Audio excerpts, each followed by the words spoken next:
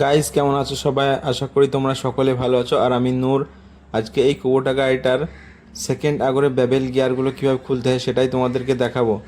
তো সর্বপ্রথম অয়েল সিলটা আস্তে আস্তে খুলে নেবো, যেহেতু এই অয়েল সিলটাই লাগাবো। আর বেবেল গিয়ারটা এমন অবস্থা ভাই, কি বলবো। যার কাছে গাড়িটা ছিল, গাড়িটা বিক্রি করবে বলে বেবেল গিয়ার এমনভাবে নষ্ট হয়ে গিয়েছে, মানে মাঠে চলতে চলতে সেকেন্ড আগর জাম হয়ে একদম অবস্থা খারাপ।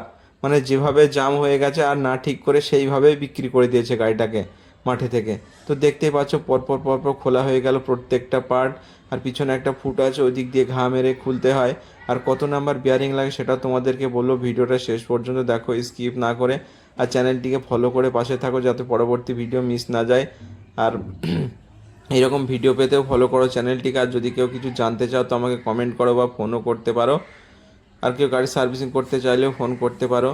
তো বেবেল গিয়ারগুলো দাঁত এমনভাবে মারিয়ে গেছে, ঘুরছেই না, একদম জাম ফাম হয়ে অবস্থা খারাপ। আর দেখো, পরপর পরপর খুলে নেব খুবই। এগুলো দেখে শুনে কাজ করতে হয়, একটু ভুল হলে পারে তাহলে আর ঘুরবে না গো এটা।